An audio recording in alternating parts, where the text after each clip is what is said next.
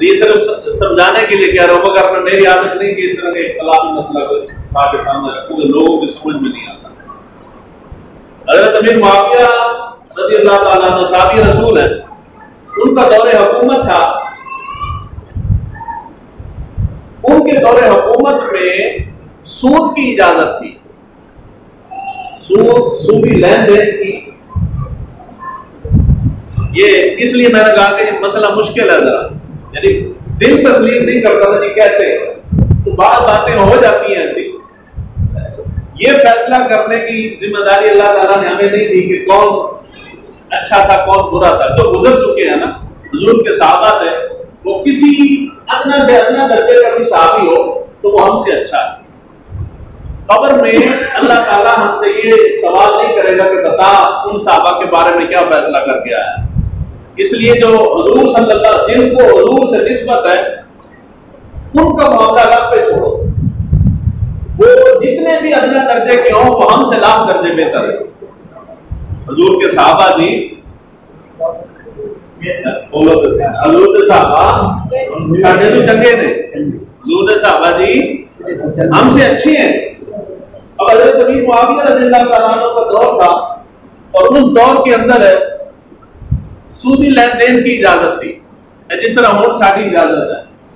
حضرت امیر معاویہ رضی اللہ تعالیٰ عنہ کے دور حکومت میں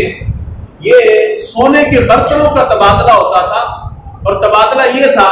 کہ وہ کمی بیشی کے ساتھ سودا کرتے تھے، یعنی اگر کسی نے آدھا کلو کے برتن دیے ہیں تو وہ بدلے میں آدھا کلو نہیں لیتا تھا، وہ اس سے زیادہ لیتا۔ یہ ہے سود۔ یہ کیا ہے جی؟ سود ہے۔ حضور نبی اکرم صلی اللہ علیہ وآلہ وسلم کے بڑے جلیل القدر صحابی ہیں حضرت ابو درداء رضی اللہ تعالیٰ عنہ۔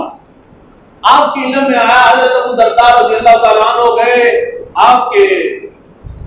دربار میں، حضرت امیر معاویہ کے سامنے کھڑے ہوئے اور جا کے کہنے لگے کہ اے معاویہ رضی اللہ تعالیٰ عنہ، حضور نبی اکرم صلی اللہ علیہ وآلہ وسلم نے اس سودے سے منع فرمایا ہے جس کی تم نے اپنی حکومت بھی اجازت دے رکھی ہے، یہ سودا شرعاً جائز نہیں ہے۔ تو انہوں نے کہا کہ جی نہیں جائز ہے، انہوں نے عقلی دلیل دی اور بات ٹال مٹول کر دی۔ حضرت ابو درداء فرمانے لگے کہ میں ایک ایسے مال کے اندر کھڑا ہوں جہاں میں نے حجت تمام کر دی ہے، حضور صلی اللہ علیہ وآلہ وسلم کے احکام کے برخلاف اللہ اس کے رسول صلی اللہ علیہ وآلہ وسلم کے بتائے ہوئے احکام کے خلاف کھلم کھلا خلاف ورزی ہو رہی تھی، اور حاکم وقت کے سامنے کھڑے ہو کے میں نے اس کو سیدھا راستہ بتایا، حضور صلی اللہ علیہ وآلہ وسلم کی حدیث سنائی ہے۔ حدیث سنانے کے باوجود وہ آگے سے مجھے عقلی دلائل دے رہے ہیں، حدیث مبارکہ کے جواب میں عقل استعمال کر رہے ہیں۔ تو میرے لیے حکم یہ ہے کہ جہاں اللہ اور اس کے رسول صلی اللہ علیہ وآلہ وسلم کے احکام کی کھلا کھلا خلاف ورزی ہوتی ہو، میں وہاں پہ نہیں رہوں گا، میں اس علاقے کو چھوڑ دوں، میں اس علاقے کو چھوڑ دوں۔ حضرت ابو درداء رضی اللہ تعالیٰ عنہ جلیل القدر صحابی ہیں، صرف اس ایک گناہ کی وجہ سے اس علاقے میں یہ ایک گناہ حکومتی سطح پہ چل رہا تھا، حضرت ابو درداء رضی اللہ تعالیٰ عنہ نے پہلے کوشش کی اس کو ختم کروانے کی، جب ختم نہیں ہو سکا عاجز آ گئے تو حضرت ابو درداء اس سود کے لین دین کی وجہ سے اس علاقے سے ہجرت فرما کے دور چلے، اس علاقے کو چھوڑ دیے۔ یہ ہے سورہ الانفال کے اندر آیت نمبر 25، اللہ تعالیٰ نے ارشاد فرمایا وَاتَّقُوا فِتْنَةً لَا تُصِيبَنَّ الَّذِينَ ظَلَمُوا مِنكُمْ خَاصَّةً، اس فتنے سے ڈرو، اس عذاب سے ڈرو کہ جب وہ اللہ تعالیٰ کا عذاب آئے گا تو وہ عذاب صرف گناہگاروں پہ نہیں آئے گا،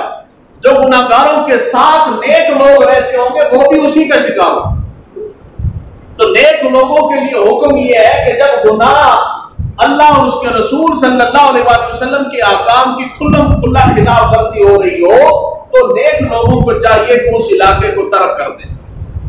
اس علاقے کو ترک کر دیں، چھوڑ دیں، ہجرت کر کے کسی اور علاقے میں چلے جائیں۔ اب ایسا نہیں ہو سکتا کہ کسی علاقے میں گناہ ہو ہی نہ رہا، یہ ممکنات میں سے ہے کہ جہاں میں بیٹھا ہوں وہاں بہت زیادہ اعلامیہ گناہ ہو رہے ہیں، اور میں اس علاقے کو چھوڑ کے ایسی جگہ چلا جاؤں جہاں اس کی بنسبت کم گناہ ہو رہے ہیں، یا اگر ہو رہے ہیں تو وہ اعلامیہ نہیں ہو رہے، خفیہ طور پہ ہو رہے ہیں۔ اب اس کی مثال ہے شہر کی اور دیہات کی۔ حضور صلی اللہ علیہ وآلہ وسلم کی آپ حدیث مبارکہ اٹھائیں تو کثیر حدیث مبارکہ ملتی ہیں جن کے اندر حضور صلی اللہ علیہ وآلہ وسلم نے گاؤں میں زندگی گزارنے سے منع فرمایا۔ حدیث مبارکہ حضور صلی اللہ علیہ وسلم نے ارشاد فرمایا کہ جو بندہ جتنے دن گاؤں میں دیہات میں رہا ہے اس نے اتنے دن جہالت کی زندگی گزاری۔ کون سی زندگی گزاری؟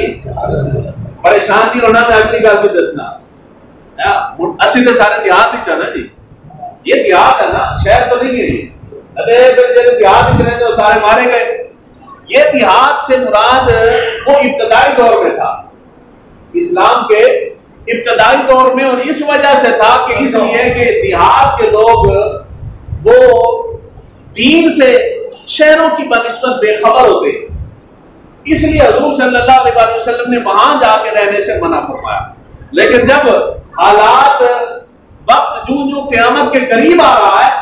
اس دور کے اندر حضور صلی اللہ علیہ وآلہ وسلم کی حدیث مبارکہ صرف دیہات تک نہیں رہی، حضور صلی اللہ علیہ وآلہ وسلم تو پکڑ کے جنگل تک لے گئے۔ حضور نے فتنوں کا ارشاد فرمایا نا کہ اتنے فتنے برسیں گے جیسے آسمان سے بارش کے قطرے برستے ہیں،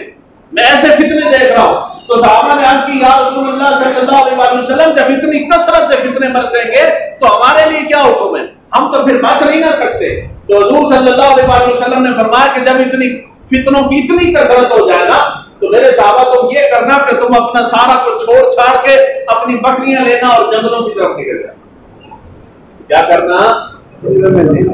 جنگلوں کی طرف نکل جانا۔ یعنی شہر کی بنسبت اس دور میں جب فتنے زیادہ ہیں، جو شہر کی بنسبت دیہات میں بیٹھا ہے وہ اپنے ایمان کو بچا کے بیٹھا ہے،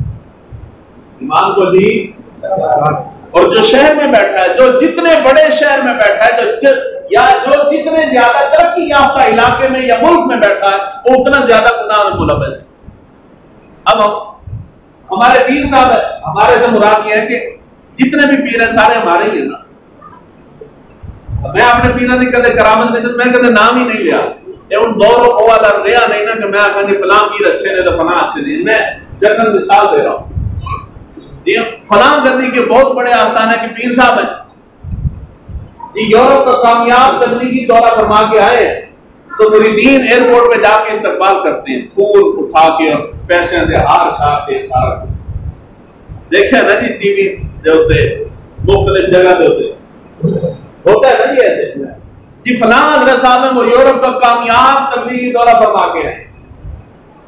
جہاں شرن یہ اس دور میں ہم بیٹھے ہیں جس علاقے میں جتنے زیادہ گناہ ہو رہے ہوں اس علاقے سے اجتناب کرنا اتنا ضروری ہے۔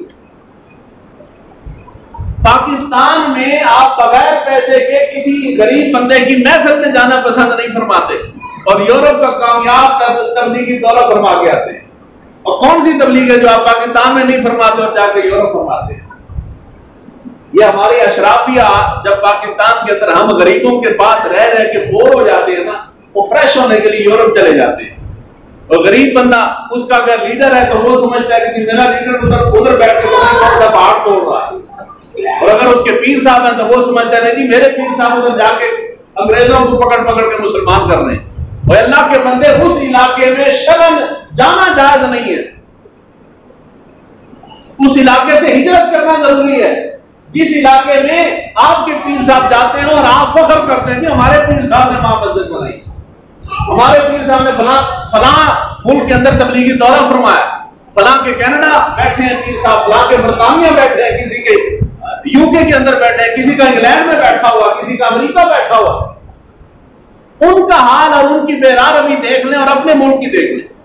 اگر بچانا ہو ایمان تو پھر بندہ انتخاب کیا کرے گا، پاکستان کا انتخاب کرے گا یا یورپ کا کرے گا؟ ہمارے ایک علامہ صاحب تھے، گدی نشین ہیں، انہوں نے کچھ تصویریں اپنی نا سوشل میڈیا کے اوپر انہوں نے پوسٹ کی۔ ان کے عقب کے اندر ظاہر بات ہے عام گزرگاہ شرائع عام تھی تو پیچھے سے خواتین اور مرد گزر رہے تھے، پیچھے خواتین تھی جنہوں نے چھوٹی چھوٹی نکریں پہنی ہوئی تھی، جنہوں سے کچھا کہنے ہیں وہ پہنا ہوا تھا، یعنی وہ پیچھے سے گزر رہی تھی عورتیں، آگے حضرت صاحب کھڑے تھے، تصویر کسی مرید نے کھینچی ہوگی، وہ تصویر انہوں نے لگائی۔ میسج کیا، میں نے کہا حضور وہ آپ کے پیچھے جو معاملہ چل رہا ہے، کہتے جی اللہ تعالیٰ معاف فرمائے، اب ہم کیا کر سکتے ہیں، ہم کیا کر سکتے ہیں؟ تو میں نے کہا حضور آپ یہ تو کر سکتے ہیں، اللہ اور اس کے رسول کا فرمان یہ ہے کہ جب جہاں گناہ اعلانیہ طور پہ ہو رہے ہو تو وہاں اگر تم وہاں کے رہنے والے ہو تو اس علاقے کو چھوڑ کے ہجرت کر کے دوسری جگہ چلے جاؤ، بجائے اس کے کہ آپ اس علاقے کے ہو تو چھوڑ کے چلے جائیں، آپ وہاں کے نہیں ہیں تو آپ وہاں فریش ہونے کے لیے وہاں تشریف لے کے جائیں۔ اگر آپ ایمان کو بچانے والے ہوں تو آپ وہاں جائیں ہی نہ، آپ یہاں نہیں۔ یہ کہ جب آپ ایمان کو ترجیح دیتے ہیں تو جس جگہ پہ جتنی زیادہ گناہوں کی کثرت ہے وہاں اللہ تعالیٰ کے عذاب کا آنے کا امکان اتنا زیادہ ہے۔ تو ایمان والوں کی شان یہ ہے، ایمان والوں کا عمل یہ ہے، اللہ اور اس کے رسول کا فرمان یہ ہے کہ ایسی جگہ جہاں گناہوں کی کثرت ہو اور اعلانیہ گناہ کیے جا رہے ہو، اے ایمان والو اپنے آپ کو اور اپنے ایمان کی عبادت کرو، وہاں جانے سے اجتناب کرو۔